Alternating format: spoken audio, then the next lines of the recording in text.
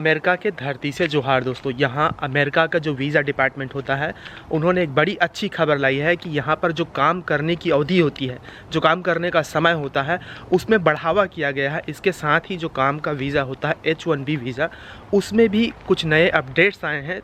तो इन दो अपडेट्स के बारे में बहुत ज़रूरी जानकारी आज के इस वीडियो में देने वाला हूं। तो वीडियो में आखिरी तक बने रहना। अगर आप अमेरिका में जॉब या फिर यहाँ पर जो अपॉर्चुनिटीज़ होती है उसके बारे में जानकारी लेने की रुचि रखते हैं तो ये आपके लिए हेल्पफुल हो सकता है। और ये जो अपडेट्स है वो बहुत ज़रूरी अपडेट्स है। जो यहाँ पर काम करने के लिए आते हैं या काम करने आने का प्लान कर रहे हैं उनके लिए बहुत फ़ायदे का हो सकता है। वैसे अमेरिका के मेरे शहर बॉस्टन में फॉल का मौसम है, मतलब हर पेड़ों की पत्तियाँ एकदम रंगीन है। प्रकृति जो है अपने शबाब पर है। रंग बिरंगा पेड़ आपको दिखेगा, पर पीले रंग का, यहाँ पर गुलाबी और लाल रंग का। ऐसे तो आपके गांव में कैसे मौसम है कमेंट करके ज़रूर बताना। और थोड़े ही मिनटों में यहाँ पर जम के होने वाली है बारिश।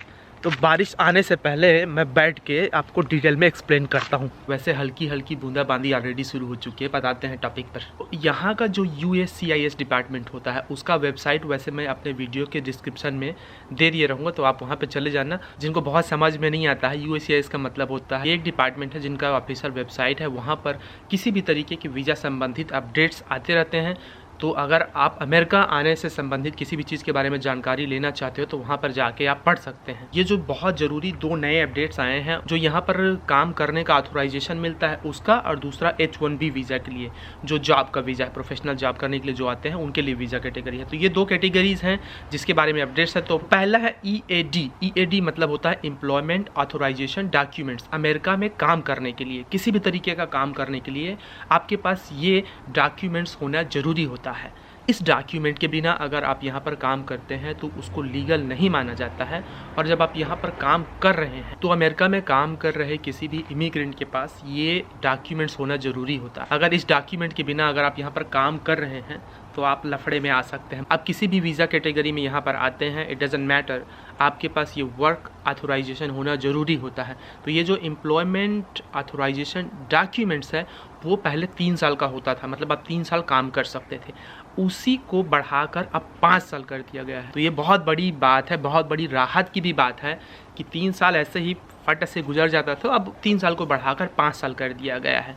मतलब अगर एक बार आपके पास EAD है, एम्प्लॉयमेंट ऑथोराइजेशन डॉक्यूमेंट्स है, काम करने का यहाँ पर आपको बस लीगल पेपर है, तो जो 3 साल का समय था उसको 5 साल कर दिया गया है। इसके अलावा जो एडवांस पैरोल था, एडवांस पैरोल का मतलब होता है अगर आपके पास पेंडिंग I-485 है। I-485 का मतलब है कि जिन्होंने यहाँ पर ग्रीन कार्ड के लिए अप्लाई किया हुआ है या उसके स्टेटस में चेंज करने का समय चल रहा है, उसको एक तरीके का फॉर्म है। तो अगर जिन्होंने अप्लाई किया होगा उनको पता होगा वो क्या फॉर्म है। नहीं पता है उनके लिए बात ये है कि जो यहाँ पर परमानेंट रेजिडेंट बनना चाह रहे हैं उन्होंने अप्लाई कर चुके हैं और वो पेंडिंग है, उनके लिए ये जो एडवांस पैरोल होता है एक तरीके का फॉर्म है। समझ लो कि आपको ट्रेवल करने के लिए जो वीज़ा होता है ना उसकी ज़रूरत नहीं होती है। आपके पास एडवांस पैरोल का अगर डॉक्यूमेंट्स है, उसका सर्टिफिकेट है, तो आप बिना वीज़ा के ट्रेवल कर सकते हैं। परमानेंट रेजिडेंस वाले जो होते हैं उन्हीं लोगों की तरह। तो एडवांस पैरोल का भी समय 3 साल से बढ़ाकर 5 साल कर दिया गया है। तो ये भी बहुत अच्छी बात है, खासकर उनके लिए जिनके स्टेटस में चेंज हो रहा है और उनका स्टेटस पेंडिंग है, तब ये और ज़्यादा एप्लीकेबल हो। एक और बात कि ये जो EAD होता है, एम्प्लॉयमेंट ऑथोराइजेशन डॉक्यूमेंट्स, उसके लिए अगर वो एक्सपायर होने वाला है तो आप 180 दिन पहले, 180 days prior to your expiration date of EAD, मतलब जब वो एक्सपायर होने वाला है उसके 180 दिन पहले भी आप अप्लाई कर सकते हैं। इट्स बेटर कि जितना जल्दी आप अप्लाई करें उसके लिए उतना ही बेटर रहता है हमेशा, कोई भी वीज़ा कैटेगरी के लिए, किसी भी यहाँ के ऑफिशियल डॉक्यूमेंट्स के लिए। वैसे अगर आप मेरे चैनल में पहली बार आए होंगे तो मैं यहाँ अमेरिका के शहर बॉस्टन में रहता हूँ और बहुत बेसिक लेवल पर हिंदी में यहाँ अमेरिका में जॉब, एजुकेशन और कई तरीक़ों की जो अपॉर्चुनिटीज़ होती है उसके बारे में थोड़ी थोड़ी जानकारी देने की कोशिश करते रहता हूँ अपने अनुभव से, मेरे खुद के अनुभव से,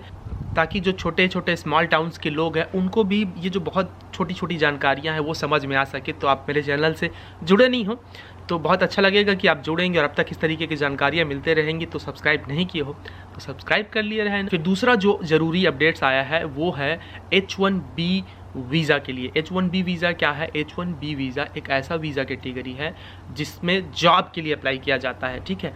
और ये खास अमेरिका के लिए ही एप्लीकेबल होता है, दूसरे देशों के लिए नहीं। तो डॉक्टर, इंजीनियर, जर्नलिस्ट या जो भी प्रोफेशनल जॉब्स होते हैं ये जो लेबर जॉब होता है उसके लिए नहीं होता है H1B वीज़ा, ठीक है। ताकि इसमें अभी जो बाइडेन एडमिनिस्ट्रेशन है उसने इसके लिए अभी ये बिल पारित नहीं हुआ है, हो जाएगा उसके बाद जो भी अपडेट्स आएगा वो मैं दूंगा अपने चैनल में। तो अभी सिर्फ ये सिफारिश रखी गई है एक तरीके से। तो होता क्या है कि H1B वीज़ा बहुत पेचीदा कैटेगरी है एक तरीके से। उसमें लॉटरी सिस्टम होता है कि आप जब यहाँ पढ़ाई कर लेते हैं, मास्टर की पढ़ाई कर लेते हैं, PhD की पढ़ाई कर लेते हैं, उसके बाद जब जॉब के लिए अप्लाई करते हैं तो आप खुद के लिए, मतलब ये जो नया सिस्टम आएगा, पहले बहुत समय से एक ही सिस्टम चल रहा है, उसके कारण हो क्या रहा है कि बहुत समय से एक बैकलॉग चल रहा है कि लोगों को उनका ग्रीन कार्ड के लिए अप्लाई अगर कर भी चुके हैं तो 20 साल 30 साल, कई लोगों का 40-50 साल का भी वेटिंग लिस्ट दिखाता है। तो ये हाल है, तो उसको दुरुस्त करने की कोशिश की जा रही है थोड़ा सा, और उसमें रिस्ट्रिक्शन लगाने की कोशिश भी की जा रही है। थोड़ा बहुत फ्रॉड भी उसमें, मतलब बहुत समय से चल रहा था, फ्रॉड होता ही है उसमें।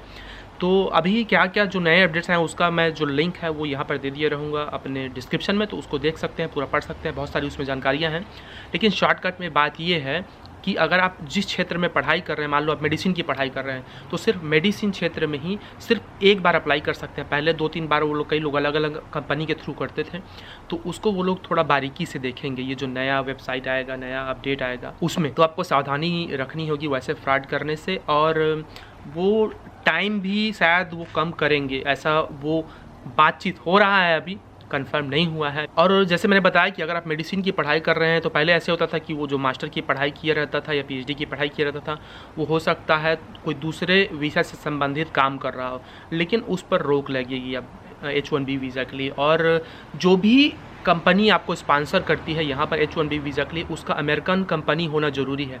ऐसा नहीं कि बाहर की कंपनी आपको स्पॉन्सर कर दे और आपको वीज़ा मिल जाएगा H1B, जो लॉटरी वाला वीज़ा है, ऐसा नहीं होगा। तो उसका US बेस्ड होना ज़रूरी होगा उस कंपनी का। तो इस बात का आप ध्यान रखें कि H1B वीज़ा के लिए जब अप्लाई कर रहे हैं या वो आपको स्पॉन्सर करते हैं तो वो US बेस्ड वाला कंपनी हो, नहीं तो फिर आपका H1B वीज़ा मिलेगा नहीं। तो ये दो बहुत ज़रूरी अपडेट्स थे H1B वीज़ा के लिए, और दूसरा जो EAD है और एडवांस पैरोल है उसके लिए। बाकी आपके कुछ भी सवाल हो तो प्लीज़ वीडियो में कमेंट करना, या आप मुझे ईमेल भी कर सकते हैं america.mentor@gmail.com पर, और उस पर जानकारी देने की कोशिश होगी। उस पर थोड़ा बहुत जो भी मेरा समझ है उसके हिसाब से उस पर वीडियो बनाने की भी कोशिश होती रहेगी। तो चलिए फिर आज के वीडियो को यहीं तक रखता हूँ दोस्तों। बाकी आई होप कि आज के वीडियो से आपको थोड़ी बहुत जानकारी मिली हो, और किसी भी तरीके का जो अपडेट्स है वो मैं अपने चैनल में देते रहता हूँ।